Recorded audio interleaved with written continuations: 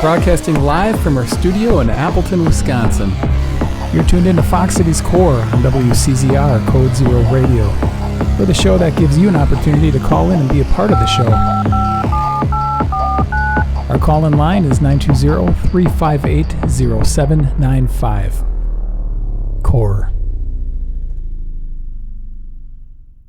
I'm really excited about my next guest. Sorry, I'm laughing. My next guest is the creative powerhouse behind Let Me Be Frank Productions. It's a theatrical company that's been bringing laughter, music, and local flavor to northeastern Wisconsin stages for over 2 decades, which, quite frankly, blows my mind. Ouch. I'm a metaphor. I really am. He's also the host of Frankly Green Bay, where he shines a spotlight on the local art scene and the scene in Wisconsin. I'd like to welcome Frank Hermans to Fox Cities Core on Code Zero Radio. How are you doing? Andy, thanks for having me. You know, ever since I saw you at the BAMMYs, I've been wanting to do this, and you called me the day I was thinking about you. That's karma. Yeah, it really is. It was destiny meant to happen. And then you're going to do my show too. Yeah. I think that's going to be fun. Okay. So you've been doing your show for quite some time. Well, we started it. I started the magazine 11 years ago with a buddy of mine. He was my editor, and I was doing Channel 5. I was sitting in for Mullane and Lisa on their homestyle lifestyle show, and I said, "Hey, what do you think about me doing interviews of creative people throughout northeastern Wisconsin?" And they asked, "How much does it cost?" And I said, "Nothing." So I started doing it, and we're on our 560th episode. Isn't that crazy? 10 years.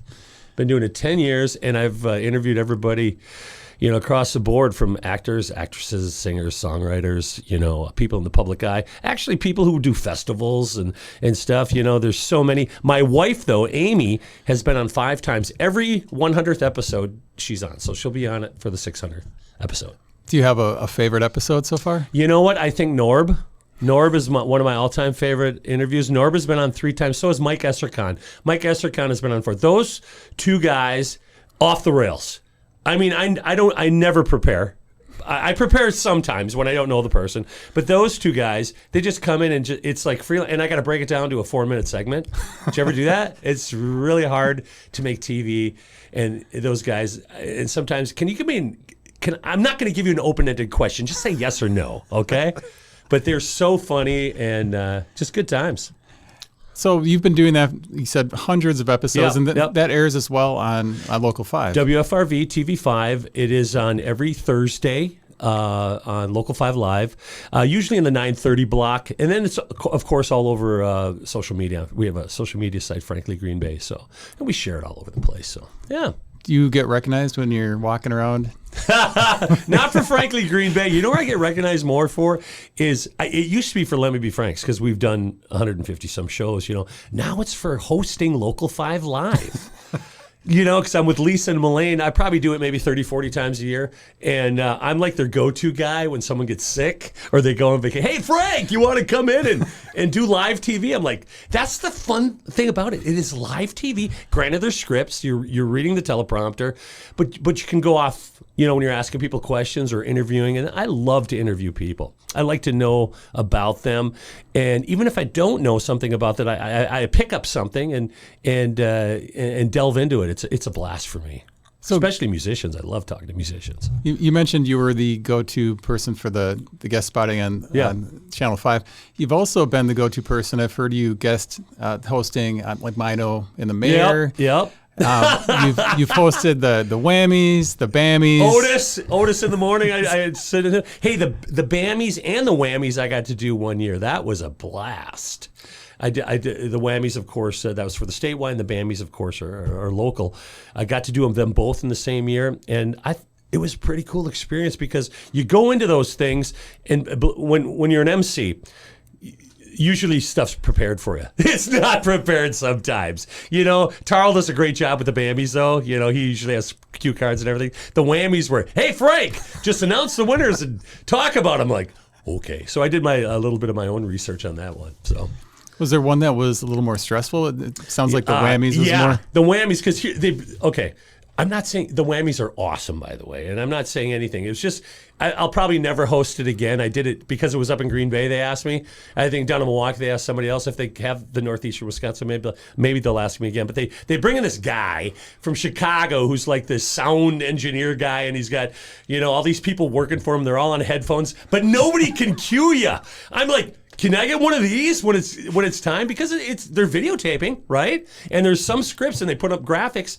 Tell me when the graphics are coming up. That's all I want to know. And then I can, it was a little bit hodgepodge. It being such a big event at the Epic Event Center. I had a blast though, and I'd love to do it again. I hope it didn't, make anybody mad. But it was a little different. They had a lot of tech at the Whammies. Like the podium had like a screen on the front of it. Yes, they did. It was they brought in all this, and they paid the guy a lot of money to come in and do this. And well, I don't know where the pay is for the MCs. But, I think it stopped working halfway through. Yes, actually. it did. Yes, it did. Well, my buddy Kelly Klaus, okay, he does the sound for us at the Meyer Theater. Here's our sound man for Let Me Be Frank Productions. Plus, he's owns Onstage Production, and he did the production work for that. And when they were giving out the Whammies, he won Sound Producer of the Year. So I took the Whammy and brought it down to him, unbeknownst to me, that you don't get an award. That these awards you have to order and pay for them to get. So I brought him the award, and everybody's like, where's the Whammy? We need the Whammy to give to the next person. So it was a handoff type thing. I had no clue. So you had to go I was get so it back proud from of him. Well, I didn't. Someone else did. But I brought it right down to the sound. I was so proud of him. Let Me Be Frank Productions on stage. Kelly Klaus, Sound Engineer of the Year, and they came and took it from him. Yeah. So you said you don't think you'll ever host the Whammies again. I hope so. I mean, I would love to because I love all Wisconsin musicians and, I know most of them. I'm 61 years old. I've been around the block. I mean, I started in college in bands. And so a lot of these dudes that are still around or that are maybe the youngsters in their 30s and 40s now, they were kids when we were playing, So I really enjoy it, Well, you've been a Wisconsin institution for quite some time now. I mean that in the nicest way. I like that. But were you always this outgoing as far back as grade school, high school? In fact, here's what my report cards would say all the time, and my mom pulled them out for me one time. He's daydreaming too much, and he's the class clown, and we don't know what to do. I was an ADHD kid before there was ADHD, and that's, I think, how to explain it. I did well in school, don't get me wrong, but I was the guy who was always answering the questions. I was always the guy who wanted to be up at the board. I wanted to be talking. I liked telling jokes. So I was always, but one of the things that helped, I think, shape me is my dad was a union electrician who worked on nuclear plant shutdown. So I lived all over the United States, but we always came back to Green Bay. Like we'd live in Florida, we'd live in Colorado, we'd live in Michigan. We lived in Arkansas for a while, and then we'd always come back to Green Bay to work at Point Beach. So I got this gregarious personality, I believe, and my brothers, who are my best friends, same thing. So you were interested in theater early then, as well as music. Yeah, I always played guitar. For some reason, my dad made us take guitar lessons when we were in first grade. I hated it. Absolutely hated it. But that little core bit of taking guitar lessons from first to fourth grade, I think, taught me chording. Gave me an ear. I could read a little bit. And then when I got to high school, dude, I was the guy at the party who knew all the Eagles songs, knew every John Denver song. I was never the one getting laid. I was the one playing. Everybody else was drinking and having fun. Hey, Frank, can you play Desperado? I was that guy. So, but it honed my skills. I really didn't start theater, though, till I was a senior in high school because I played sports all the way through high school. And my senior year, I decided, you know what, I'm not as good as I think I am. But I really like theater, and I got my first role my senior year of high school in our senior musical, and then it just opened the door for me. Then I went to college for theater, When did you start writing your own stuff? I think my first show I wrote was called The Fabulous 70s, and that was that would have been April of 2000. So I had never written anything before that. Now, songs, wrote a boatload of songs. I wanted to be a singer-songwriter too, Who didn't, So what made you write your first one? Because that's a pretty big girl, thing. A girl that broke my heart. And it's so funny when I sent her the song, her boyfriend was my guitar player too, so that's kind of a crazy story. They said, "This is too good to be Frank." Isn't that funny? And that's the best compliment you can get. You know, you're sending your heart out to this girl, and I can play the song for you. It's funny. You know, it's so weepy and sappy, but it's got a cool hook to it. And it had some. In fact, my wife and I rewrote the song with words for a show that I wrote, and we sang it in this show. And she goes, "Hey, this kind of got a. Let me put some backup vocals to it." And it sounded great. You know, yeah. Well, so where did you meet your wife? Because she's a huge part of Let Me Be Frank Productions. Back in when Joe Kittinger and I started Let Me Be Frank Productions, which we didn't call Let Me Be Frank Productions at first. It was at the Sports Corner. And I called my buddy Joe. We had just done Joseph and the Amazing Technicolor Dreamcoat at St. Norbert College. I was a character, Zeb, and he was a character. And I'm like, we should do our own stuff. I own a banquet facility that is empty 5 nights a week. Let's put a dinner theater show together. So we bought a show from Brian Kelly out of Minneapolis called, what was it even called? Anyway, it was a great little show for $500. And we cast it. And Joe had seen Amy singing at the Abbey for a wedding, and she had just graduated college from St. Norbert. And he said, I just saw this girl that's going to be amazing. So we asked her to audition. She came in. She did the first 3 shows. She was getting married at the time. So there was no hanky-panky anything, and she actually didn't really like me because I was a little too loud for her. Can you imagine that? Huh? That doesn't sound like No, you. not at all. She got to see my naked butt before anybody else, too, because we all changed in the same room. Anyway, she moved away for 5 years. She'd come back every summer and do shows at Let Me Be Frank's. And we found out after we got to know each other, we were having some marital problems, both sides. I had a son who was autistic, and so did she. Well, we became fast friends because Asperger's is a common thing that happens with young people, and both of our young boys were about the same age.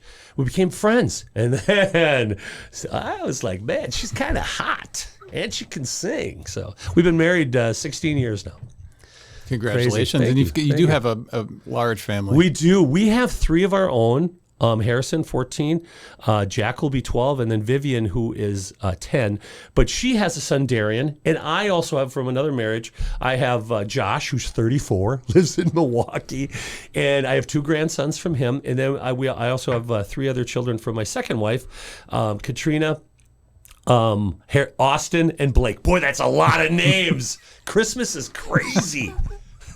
So how did you, and I know a lot of your family's involved with Let Me Be Frank Productions, but how did you find the time to work on writing plays, doing all the stuff they had to do with such a large family, with you and your wife both being such an integral part of that? Well, I used to own the Sports Corner SC Grand in De Pere. I was a partnership, so that was kind of my base.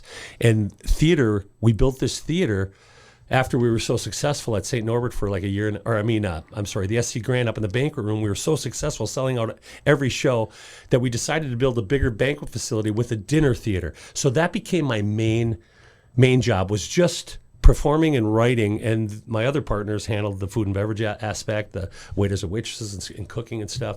So in 2002 was our first show at the SC Grand, because I was doing like review shows. I'd write shows like Carol Burnett, it was a Carol Burnett show.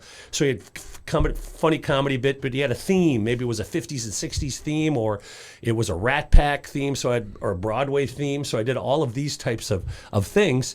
And then my first scripted show was called, what was it called? Frank Fontaine's Bandstand USA. And that was in 2000, I believe it was 2005. That's when really my writing went to different levels, because I love to write conversation comedy. I love it. I used to own a comedy club. I don't know if you know this, years ago too. So I had 30 minutes I could do too. So that was kind of the stuff. And my band, Third and Short, which was the band for the Larry McCarran Show for years, we had our own little routine. So I took those Third and Short items, this comedy routine I had, and history of Green Bay history. I love history. I got a Facebook page, look it up, called The History Bluff, where I travel the world and I do different, talk about the history, make it up half the time, and my wife corrects me. It's very funny. So I took those aspects and started writing stories along with genre music, and hence my next show called Don't Squeeze the Charmin. It's all about Mr. Whipple from the 1970s with 70s music And it's based from Procter & Gamble, which is, Green Bay used to be the home of Procter & Gamble. Now it's Cincinnati. But Charmin toilet paper has been produced in Green Bay since the 60s, you know? So that's... Boy, that was a lot of information in a small amount of time. Sorry about that. Well, that's great. And that's showing October 30th to November 1st. It opens September 27th. Okay, so it's really soon. Yeah, next week. In fact, I have rehearsal tonight after this. In fact, I've been listening to my songs, trying to nail them. But we open the 27th, and that's a fundraiser for Turkey Trot for Festival Foods, and $10 of every ticket goes to that. And then we have 3 weekends. Sunday the 25th, we're going to be at Southern Door Auditorium. Before the Packer game, doing a show there. And then we're also at the Capitol Civic Center Wednesday, October 8th. It's a lot of shows in 3 weeks, but it's such great music. The 70s is my, how do I say that? That's what I grew up with. So I'm doing some Marvin Gaye. My wife is doing some Fleetwood Mac. I mean, there's some great music in this show. And plus a funny story. It seems like the comedy and the music is an element that makes up a lot of the stuff that you write. Yep. Have you ever gone really to the opposite way of like something super serious? You know, I did one Christmas show where I had about 10 minutes of sadness, kind of like the gentleman. He was an old man. He lived in Shawano, lived on the Shawano Lake, and his wife had passed away, and he was reminiscing about that. And I would cry every night. So I have done dramatic stuff before I did Let Me Be Frank's, but Let Me Be Frank Productions is all about making you forget about 2 hours of your life, laugh, enjoy the music, enjoy the fabulous talent. I mean, my singers and my musicians are top notch. And so I can't help but make it funny. You know, I would love to do maybe you throw a serious bit in there, but it's tough. It's tough. So your answer to that? No. Would I don't know. Well, you're also, so you mentioned the play coming up is Don't Squeeze the Charmin. Yeah. You're working on more than just that one at a time, because you've got other stuff coming up, like a Halloween play. You've got the annual Christmas thing coming up. How do you keep lines straight in your head? The word I'm looking for, compartmentalizing? Yeah, compartmentalizing. It's so hard to say that word. You know, it's like Worcestershire. So here's the deal. I got like a system down. Like right now, I'm a week before opening, so I'm 100% committed to Don't Squeeze the Charmin. Now, the Halloween show, believe it or not, I wrote 2 weeks ago. So I have that in my back pocket, and right now it's like stewing in my brain as I'm putting the finishing touches on Don't Squeeze the Charmin. Christmas, I have a little twist this year because it's kind of a Dr. Seuss show. It's always a different show every year, but I always have a different theme. This is the who's versus the what's. So it's two families, and it's not the Grinch stole Christmas. Don't get me wrong, the Grinch does show up, but it's about families and how different they are. Hence, any family, you know, because maybe one is, they're all, you know, like all the color red, and the other one's all the color yellow kind of thing. It's kind of that kind of Christmas. But they all quote all the Dr. Seuss books. So I have this plethora of material from growing up with all these kids' stories. In fact, the kids stacked all the Dr. Seuss books together for me so I could start writing. So next week, I've picked all the Christmas songs out. They're all done for everybody's voice. My wife does that. And then I start piecing together a kind of a puzzle of an ending, beginning, and in the middle. And I always have I try to have like two stories going on at one time, so you can go back and then they marry in the middle or the end somehow. So I'm kind of thinking where I'm going with that. And then as I'm doing that, though, I got to think, what is the stage going to look like? I'm going to have two family rooms, because that's what I'm thinking right now. Two family rooms with a shared Christmas tree and roofs over the top. But I got to make it look like Whoville. You know, I got a sweet backdrop. I ordered some furniture, and then I have this wonderful creative costume designer, not costume designer, set piece maker, Linda Groskoff, who is just brilliant with styrofoam. She can make anything. And so the writing process, I will start writing Christmas probably next week. I'm just blown away by like the speed that you need. I guess like the amount of time that... There's no time. Right. Yeah. I'm just amazed at how quickly you're going to have to do this. And if it was me and I had these deadlines coming up, I would be very scared. There's no way I could write something that quickly. You know what it is? Because it's stewing in my brain.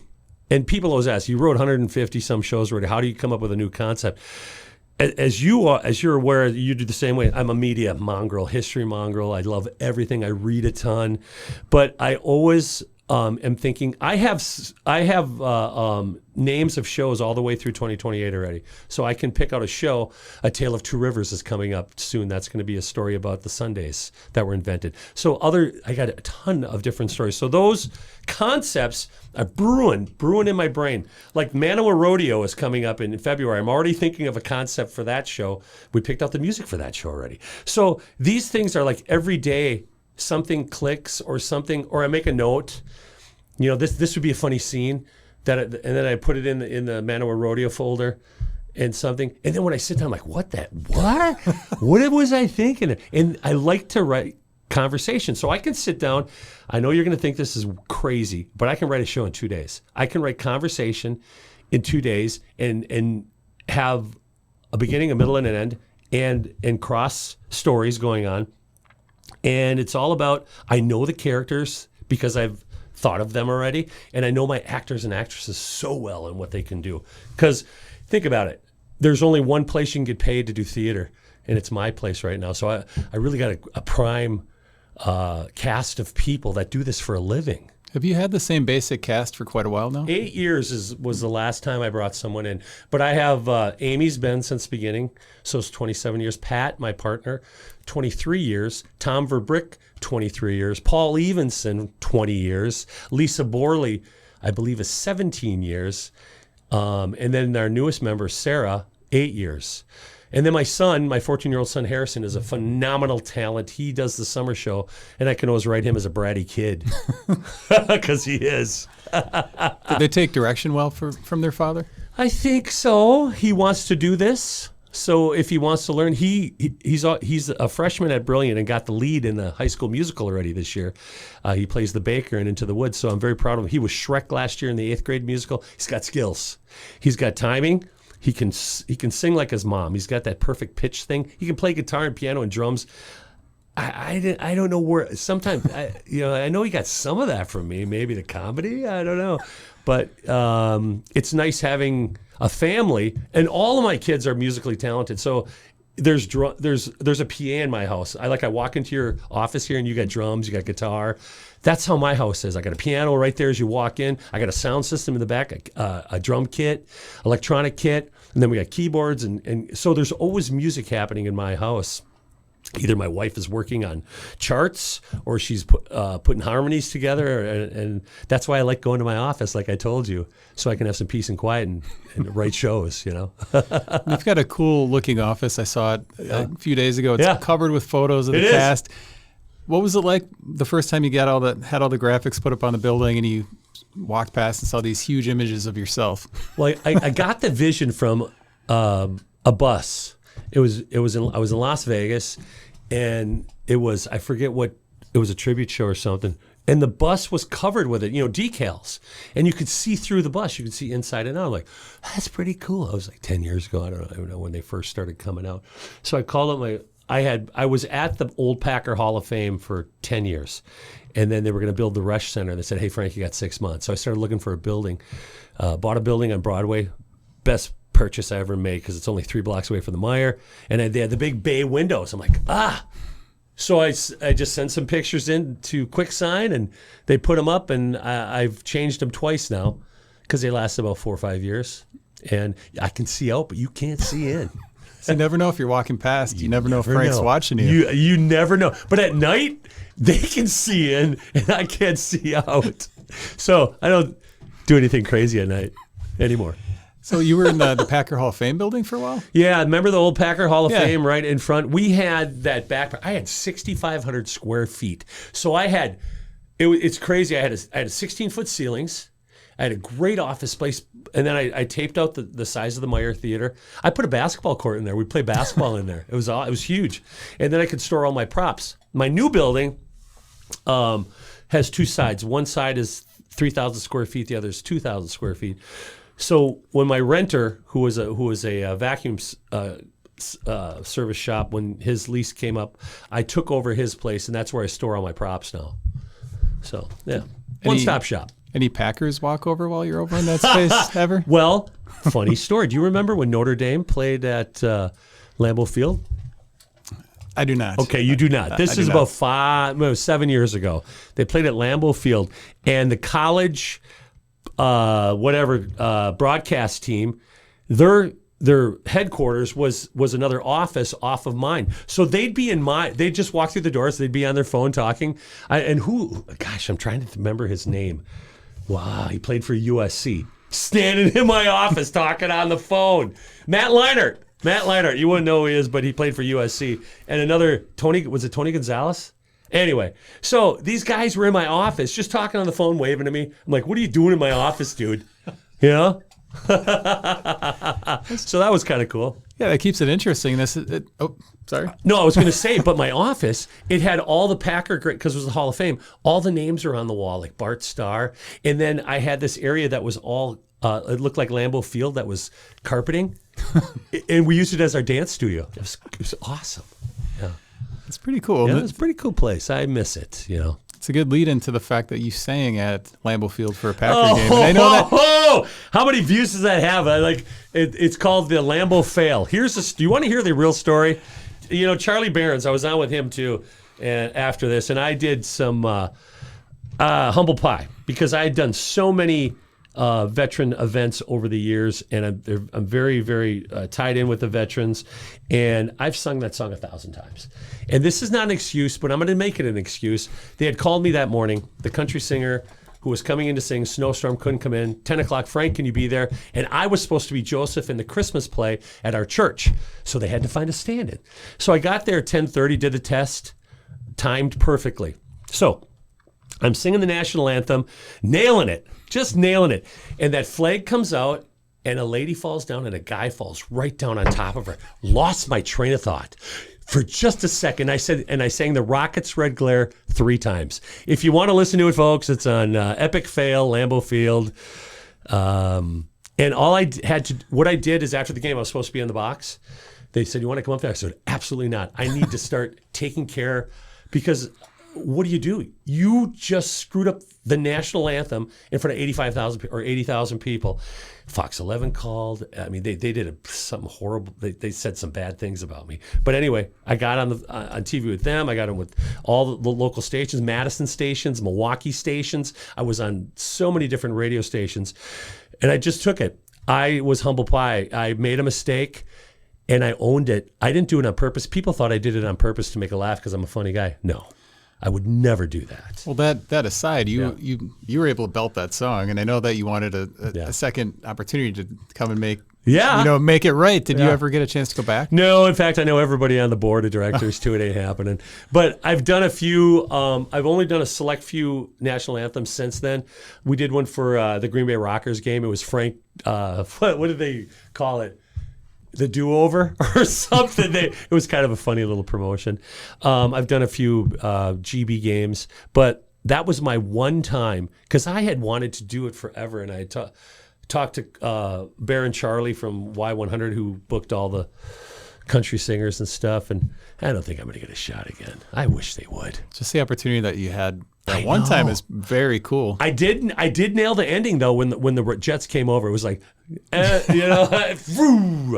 so at least I had that going for me. Well, I think I heard you mention before, and you were, even though you had a spot where your mind went blank when the people fell down, you still knew that flyover was going to happen. Correct. And you made sure that you nailed that. I had to make sure that I stated time, even though I didn't know the words. Dummy me, they're right up on the scoreboard if I would have looked. But I just said, and the Rockets' red glare, and the Rockets' red glare, and the Rockets' red glare. That's how I finished the song with the big note. So what were you feeling when because you must have realized as soon as it came out of your mouth that was not correct. Utter humiliation. And you know what's cool? Was humiliation before shock, though? It was shock. But then I'm like, all I'm thinking about, what am I going to do? What am I going to do? What am I going to do? And there's freaking Aaron Rodgers looking right at me. And I walk by him because he knows me. He plays guitar. I know him from Larry McCarran. He didn't even shake his head. He just looked at me like this and then looked away. That was it. My son, who was up, he had my seats at that time. I could see him running down the stairs. And I was walking the bowl. the shame walk. I had the shame walk because I had to walk all around the Packard bench, all the way to the out. And he came, gave me a big hug, and we had some tears. And it happened. I wish it wouldn't have happened. But it's part of my legacy, and I got to be on Charlie Barron's show for that. One of the funny things that Charlie Barron's goes, he goes, "Hey, I hear you got a Christmas show. Do you know any songs?" I go, "Jingle Bells." I forgot. It was kind of a funny bit. So, yeah. How was the echo at Lambeau Field when you were horrible? Singing that? Was it bad? Horrible. They make you wear in-ears now when they sing it. I didn't have in-ears. I just worked off the crowd, and I did a cappella. I wasn't singing with a track. Could you feel like 60,000 plus eyes on you when you're walking out there to do that? Like I can't even comprehend the feeling. Yeah, I can't. You know what? I used to have. Do you remember Fred? You don't remember Fred Flintstone, but he had this character when he did something embarrassing. He'd go Metamorpho, and he'd get really small. That's how I felt. I always think moments that happened in my life. That's probably the biggest one. But it happened. It's over, and I can talk about it, and I'm not sad about it anymore. I was. Probably that first year was tough because, hey, Frank, sing the national anthem. People be out in the audience yelling it to you. What do you do? What do you do? You fight adversity with positivity, and that's what I did. So. Well, this will see into the singing. Yeah. As far as my first memory of you is doing Elvis. Yeah. When did you get into doing Elvis impersonations? That is a great question because I did an Elvis song. I've always loved Elvis, by the way. Grew up with Elvis, knew all the Elvis songs. Didn't think I'd be an Elvis impersonator because I kind of look like Alec Baldwin. I don't look like Elvis. But I sang an Elvis song in a show at the SC Grand. This would have been in 2000, 70 show, and I don't even remember what it was. But somebody asked me to do Elvis for them, and they were going to pay me. I'm like, well, all right. So I wrote a show, kind of like how I write shows, called the Elvis Lost Show. And it was Elvis losing... he passed away. So I had Connie Francis in the show, and then I had another character, and then people just kept saying, "Hey, we'd like Elvis." So I did an Elvis competition in Iowa. It was in 2005, and I won it. First one, and then I started doing other contests. And we did them here at the Oneida Casino. I placed 4th one year and 5th the next year. So I was making money, and I'm like, wow, am I an Elvis impersonator? I never wanted to be known as an Elvis impersonator. So, but it became where you can't say no when somebody holds some greenbacks in front of you. So I do Elvis probably 30 times a year yet. I just did a Elvis show on Saturday. It seems like the Elvis that you specialize in is the funny Elvis. The gold suit. Yeah. But I've seen you do other Elvises as well. I found on YouTube where you were doing like Vegas Elvis, and you're doing a funny number with getting I think it was Stuck on You. The dance moves where I did time right. That one, that's funny. You saw that was in Branson at the Ultimate Elvis. That was the biggest one, and I did the funny Elvis, and some of the judges didn't think it was too funny. Because they want Elvis done like Elvis. I don't do Elvis like Elvis. I do the funny Elvis. If you come and see an Elvis show with me, I'm doing comedy the whole time. And we have a whole bit set up for when I sing certain songs. And my brother plays George Jones, and he's usually my sound guy when I'm doing it. Or my wife, who plays Reba. And so it's a Let Me Be Frank Elvis show. It's what you see when you come and see us. I sound like him. I can't do all the moves, but I can do some of them. Yeah. Well, I think your Elvis is really good. Thank you. You really highlight the kind of the in his voice how he does the you've nailed that. Thank you. But the Elvis tribute artist world is such a it's a brutal world. I don't know if people know like how dark that world can be. You mentioned the judges weren't happy with the kind of the funny Elvis, but did you feel a lot of competition from the other Elvises when you were doing those competitions, and a lot of judging from the other ETAs? I don't think I've been more nervous ever, because I never get nervous on stage, than when I do an Elvis contest, and that's why I stopped doing them. Sure, the money's good when you place and stuff, but all these guys think they're Elvis. I've booked some of them now, and plan on I've actually emceed some shows with these guys. They look like Elvis all the time. I don't want to look like Elvis all the time. Now, there's some young new ones like Cody Slaughter and what's the other guy? They look and sound like Elvis, but they're regular guys too. And they do their own music too on the side. I like those guys. But the guys that are my age, 50, 60, doing Elvis yet? You know, the old Elvis isn't cool anymore. People, I think, like the Vegas Elvis when he was in shape.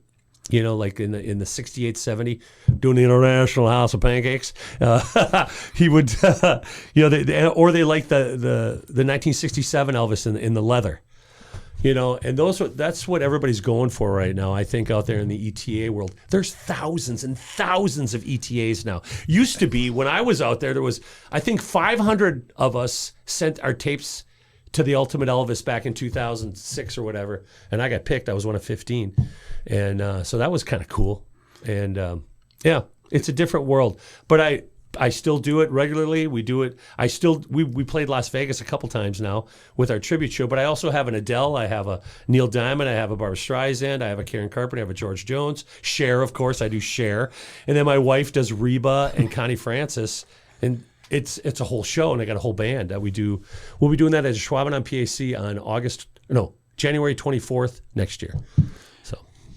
I think that if people haven't seen you do these impersonation shows, they are a lot of fun. And just when you mentioned that you do Cher, you can imagine not expecting it. Of course, now you'll know. But do you enjoy the reaction when you walk out as Cher and people aren't expecting it? So I do singing telegrams too. God, what don't I do for money? Anyway, so I got a call. Hey, the bank president at Luxembourg Casco it's his birthday or something. So I was dressed, this was 15 years ago, dressed as Cher in the Luxembourg Bank at 7:30 in the morning when he walked in. You ought to have seen his face. Oh, even a worse one. The guy that owns Belgioso cheese, I forget his name. Anyway, I did a singing telegram for him. He did not like me. I got paid though.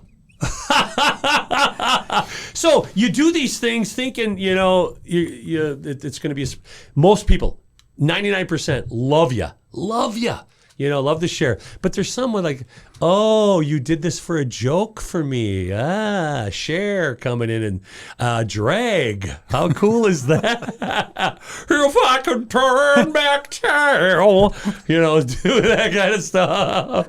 Yeah. And Elvis and Cher, similar vocals. They sound a lot alike, and Cher's got that low, you know, Elvis is a baritone. I'm a tenor, but I can hit the low notes. But Cher has that lower tenor voice, so I can do both of them interchangeably. And I've got to add this in before I forget it. That show that you did, the Stuck on You. Yeah. Funny, Elvis, you also did American Trilogy, and you nailed it. Yeah, and that has a lot of range in it. Yeah, that's a big song. It's become a little controversial lately, but that is one of his. He would sing that song. Elvis was a veteran, and he would sing that at all of his shows and dedicate it. Yeah, that's one of my favorite songs to sing because you got to belt that thing, that last note. Yeah. So you can't really do that one, though, in the gold suit because it's kind of mixing the different... I do. What are you talking about? Do that? Yeah. Okay, here's, you know, there's like a lot of these Elvis guys out there, they'll dress for the concert, dress for the certain type of look or concert that he did. I don't do that. I wear, in fact, when it's hot out, I got this Elvis shirt I got at Graceland. I see you got a Graceland by the way down there. There's an old Elvis behind you, too. Oh, boom! You got some alcohol, some bourbon in there. I got a couple of those, too. So you got back in 1976, I kid you not, I wrote my name on one of the bricks and took a picture of it. My name. 66, so he's 76. 76. He was still around you. He was still alive. He was still alive when we were there. So anyway, I got this from Graceland. You remember he worked at the electric company? I bought the kind of the work shirt, and I'll wear that. You know, just roll up sleeves, put the collar up. Elvis.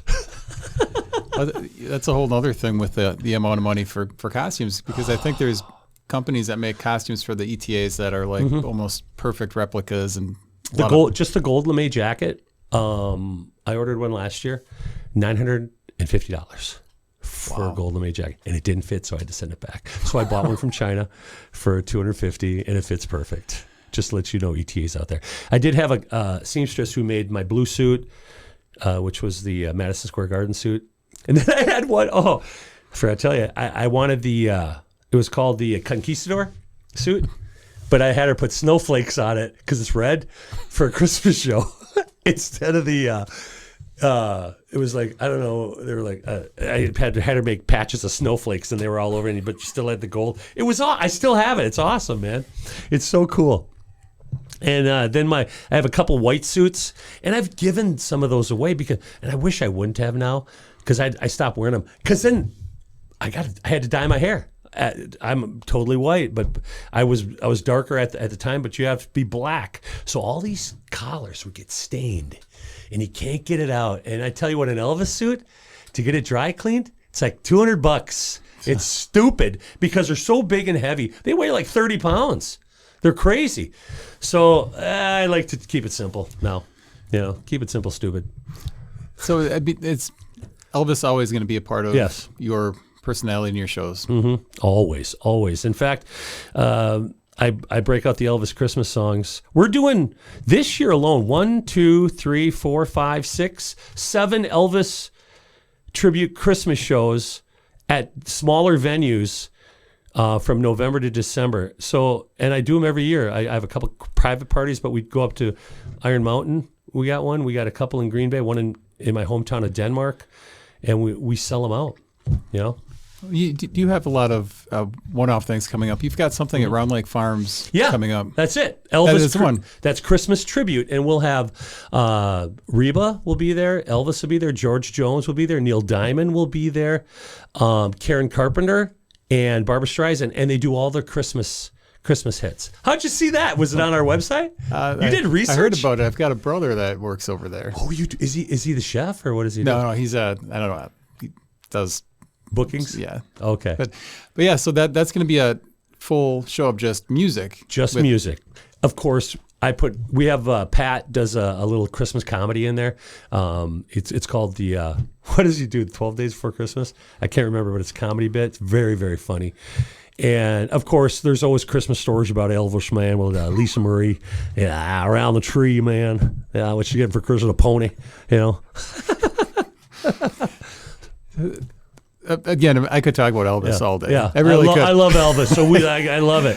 150 shows. Are you able to recall each? No, not at all. In fact, I'll hey, honey, we should do this song. Oh, we did that show. We did that song in Beach Baby 11 years ago. I'm like, what?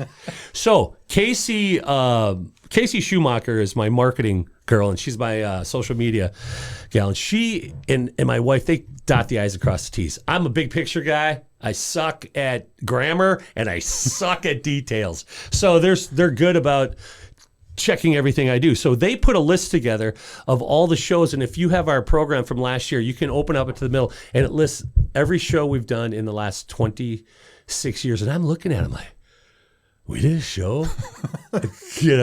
And some of the Christmas shows, they just say a Frank's Christmas. I don't know what the theme was, but there was a different theme every year.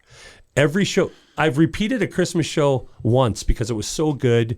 We brought it back in 3 years, but we did it in reverse. I think that's what I can't remember. We changed something on it, but it's always a different theme for Christmas. And I got to tell you, it's getting to the point where you can only do so many, Christmas shows that are, everything's about family and it's always got to have a happy ending. Why can't there be? I have to do a happy ending. I'm sorry. You always have to do a happy ending. Do you have all your shows recorded? Like going back all the way for to the prosperity, beginning? we do. So most of them, we have video. We have our first show. My wife saves them. When I watch them, I cringe. I got to tell you, our writing and our performance and just the look, everything from the backdrop to the props to the professionalism on stage, I can tell. I thought we were good back in 2000. Don't get me wrong, but we were performing on portable stages, and I had 8 par 54s up there with gels in. No backdrop. I would just be doing handmade props, and we're using wired mics. I did finally go to wireless mics in 2000. Was it 2002? But we've gone through different sets of wireless mics because the technology gets better, and then you got to keep buying new stuff. I got all these moving lights I got probably $50,000 in moving lights right now that I didn't want, but I have to have them, for that look. And then a backdrop, I order backdrops out of Hollywood Grosh Rental, and they do most of the colleges and theaters out west. So when you order a backdrop, I mean, you're spending $5,000 for a run. So there's all these costs affected to get better looking and have a more professional show. But that's what we want. We want somebody to come and say, that was as good as Branson. That's what we want. So the cost to buy all this stuff, I'm sure you're always looking for ways to reuse a prop from a previous performance. If you would come to this show, Don't Squeeze the Charmin, you'll notice our meat cooler and our register, our register checkout lane have been used probably in 100, maybe 50 shows as a bar or maybe a table. We just revamp them. We paint them and we refurbish them with fronts. Like the meat cooler, all we did, it's like a table like this, and you put a piece of plastic in front of it like a roll, and then you paint it blue and orange so it looks like it's frosted. So you get that image of that's a freezer. It's a meat cooler at Sherway. That's what we're going for. So I save most of my props. Some of them, and I have many antiques. I got, for the Halloween shows, I got a big, cool old organ. I got an old grandfather clock. I got so much stuff made out of styrofoam that looks real. So my prop master, Linda, she's saved me. Because if you have to buy this stuff online, it's nuts, crazy. And then it's getting to know people. Like I did a show called Duck Creek Dynasty, and one of the things they were doing is they were hitting golf balls and shooting them with shotguns. And I wanted a ball washer, so I went and got one from the local golf course. So it's all those little things. Then you got to save them. Every time I throw something away, shoot, I could have used that. So when you come over and do my TV show, I'll give you a tour. You'll be like, what is that? There's like bombs. There's all different things, like all different props I have that look cool. I got a set of weights back there that are made of styrofoam. It's cool. Cool stuff. How did you get involved with the Meyer Theater? Because you've been there a couple decades. Here's the story. I was at the SC Grand. Of course, it was my third or fourth year. And I wasn't getting along with my partners. There was, when you have four equal partners and we had running all this business, I just wasn't happy where things were going. And Kramer Rock was the president of the Meyer Theater. The Meyer Theater was losing money, and they thought, hey, let's bring in a house troupe who can bring in consistent dollars, keep the door open, and then we can book around them acts and make money. And people were starting to see the success we were having. I was selling almost 30,000 tickets a year. I had 1,500 season ticket holders. I mean, there was only our fourth or fifth year of operation. We were killing it. We were selling out every night. I had bus tours coming from all over. I didn't realize what we had, okay? I really didn't. But we were producing and making money for the company that I own, but I wasn't seeing anything of it, okay? You know what I'm saying? So they offered me the key to the city if I would be the house troupe in 2007 at the Meyer Theater. I told my partners that I wanted to be bought out, so I gave them a year. I did 2006 at the SC Grand, and we're all still fast friends, don't get me wrong. It was a bitter breakup back then, but we've all moved on. So I finished out that season, and then 2000, February, or we did New Year's Eve there, was our first show, and it was a country show, and we just killed. And COVID was horrible, but we've come back. Our crowd, our audience has come back. I think we're at like 1,300 season ticket holders. The one thing that I can say that is a little different is that we don't offer food anymore. It's just show only. It used to be true dinner theater at the SC Grand. Now you're coming to see a show. You can go to one of the area restaurants. We offer discounts around there, but yeah. And it's the Meyer Theater. My God, I pinch myself every time I walk in. You've been in there. It's beautiful. It was built in 1930, opened up, or 33, opened up on Valentine's Day. That old Mediterranean style. It's one of the last Fox theaters that was built, and it's back to its original grandeur. I think it's amazing. Are you at the point yet where you think about legacy? Because you wrote a book a few years ago, which I should have bought I'll give you one. and read it. Come over. I got lots of them.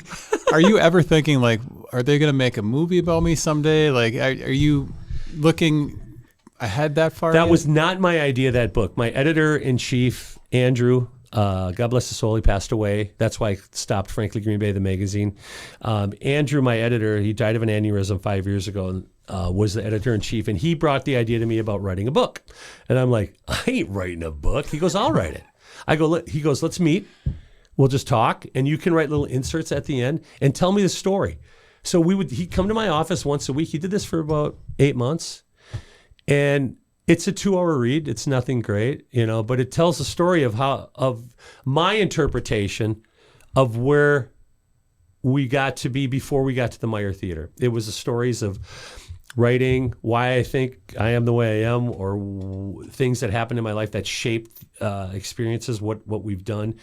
And we actually did 2 publishings. The first one was 5,000 books. We sold them all out. And then I got another 5,000. So I got 2,000 sitting in my office if you need one. But we sold them on Amazon for a while, and we still sell them at shows. Was it a kind of a fun thing to read that after it was published? Every once in a while I'll thumb through it. I'm like, you need an update. Yeah, I really need to say that differently. Because back then I think I still had some resentment on certain things, which you got to let go. Everything you got to let go. That's life. Forgiveness is part of, and I was forgiving, but I think I was a little harsh with some of the things that irritated me, especially with the SC Grand and the bitter breakup. Those guys are my friends now, and they're the reason why I have Let Me Be Frank, because they let me go. I mean, they let me sign off on the loans, and the rest is history. So I wish I was a little less harsh in that way, but I think I would tell more of the story about the Meyer Theater now, because that's what you don't know about. And 17 years is a long time to be at one place. If they did make a movie about you down the road, who do you want to play you, Frank? Alec Baldwin. I'm just Alec kidding. Baldwin. No, I don't know. They say I look like David Lynch. He's dead. So I get all these old guys. Oh my God, you look just like who did I hear the other day? Who's Jeff Daniels? I'm like, Jeff Daniels? Give me something, I like Alec Baldwin. That'll work. But I don't know. I don't know about a movie. I've done well in Green Bay, Wisconsin. I would never have done this anywhere else. It's because it's my hometown and I know so much about it. And my family, both my mom and dad one has 11 brothers and sisters, other have 8 brothers and sisters, and they're all nuts like I am. Not nuts, but they all have a gregarious personality, and they've done a lot of things. They've traveled. I've had a grandpa who was a Brown County sheriff, a grandpa who was a Kewaunee County sheriff. So I got all these cool history points. In fact, my great-great-uncle is an unsolved murder. It's called the Pheasant. No. Yeah, look it up. It's called the Pheasant Restaurant Killing, and it was in 1933. And he was axed to death. And a girl. I kid you not. There is a story. So there's a movie, The Pheasant Killer, whatever it's called. Pheasant. Somebody will hear this. It's not called that. There's an actual episode about it on True Crime or something. I don't know. But it was an unsolved murder. So, yeah. So that was, my family's crazy. That was kind of would go into this question, but hopefully that wasn't the answer. But is there something that people would be surprised about you that they wouldn't know just from seeing you perform? I cry a lot at movies. I'm a softie. Commercials get me. Once you're a parent, anytime, and you know what? People will not know this. I love reading, and I love audiobooks, and I like Hallmark romantic crap with my wife. I mean, we watch this stuff on TV, and I'm like, why am I watching this? But then I'm like, when's the next episode? Like Outlander. It's our favorite show. So I think people would think, hey, that guy watches comedy all the time. No, believe it or not, I don't like sitcoms. That's something you probably won't know about me. Like, people want to know, do you watch The Office all the time? No, I like The Office. Did you watch Friends? Yeah. The one thing I did watch was Carol Burnett and Lawrence Welk. Love Lawrence Welk. Isn't that crazy? Lawrence Welk, all that easy listening stuff. It's so much talent, And then the Carol Burnett comedy of Tim Conway and what's his name? The guy and Mel Brooks. I love Mel Brooks. So, but I don't watch sitcoms. Yeah, there's something you won't know about me. Is there a place that you would like to take Let Me Be Frank Productions in the future? Is there a goal that you've got that, or something you haven't done yet that you would like to do? No, we've pretty much done everything. We will be going back to Las Vegas again. We're working on something. I really liked doing Vegas because it was an opportunity to be in a stage with people that don't know who you are and can judge you, not being that you're from Green Bay. They don't know we're from Green Bay. Like, oh, these guys are good, you know? So I would like to do that again. We've done the trips. We've done the Mexico. We've done the cruise ships. We've done all of this stuff. So I am so fortunate that I just signed another 3-year contract with the Meyer Theater. I'm 61. How long can I do this? I don't want to ever quit. So, hopefully I sign another 3-year contract when I'm 64, to keep going, because that's how we do it in 3-year intervals. And I can keep selling tickets, and they're happy enough that they can give us 80 dates a year to do at the Meyer Theater. So we're pretty lucky. Pretty lucky. Yeah, and if people want to find out more, letmebefranks.com. Yep. So I just have to remember, Let Me Be Frank's S. Yeah, the S. You got to remember the S. S, yes. Letmebefranks.com. And, of course, you can go to meyertheater.org or ticketstarronline.com to get tickets, and then it'll filter right to our website. Of course, I have a couple different Facebook pages. Of course, there's mine, Frank R. Hermans. There is Let Me Be Frank's page. There's Let Me Be Frank fan page. There is Frankly Green Bay page, and there's also Frank Hermans, The History Bluff. Which is very good. You're like in Scotland a lot. I am in Scotland a lot. You were talking about it at the beginning of the show, but can you again just let us know again what the History Buff page is all about? It all started when Amy and I went to Machu Picchu.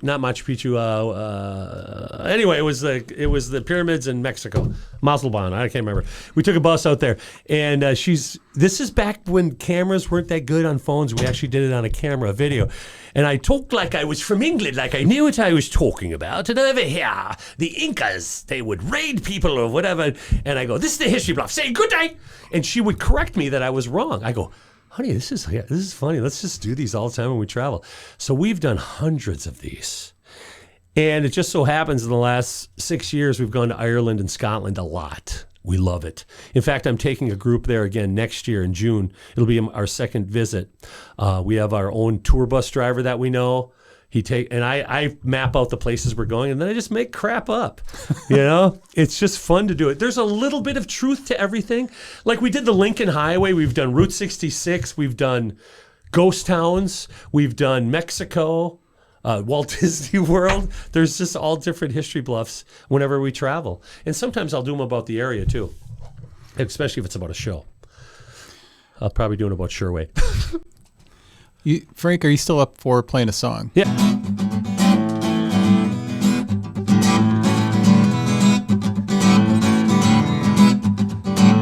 A little less conversation, a little more action, please.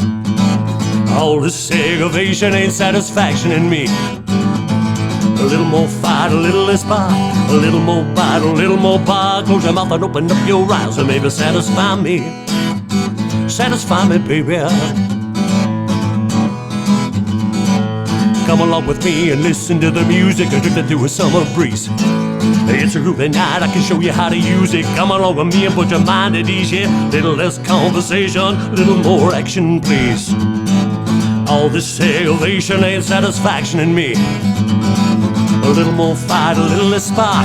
A little more bite, a little more bark. Close your mouth and open up your eyes and maybe satisfy me. Satisfy me, baby. Come on, baby, I'm tired of talking. Grab your coat and let's start walking. Come on, come on. Come on, come on. Come on, come on. Don't alleviate, don't you mediate. Girl, it's getting late waiting around. Yeah, a little less conversation, little more action, please. All this salvation and satisfaction in me. A little more fine, a little less spark. A little more bite, a little more bite. Close your mouth and open up your eyes. So baby, satisfy me. Satisfy me, baby. Satisfy me, baby. Yeah. There you go. How about that a little bit, huh? There we go. Shortened version.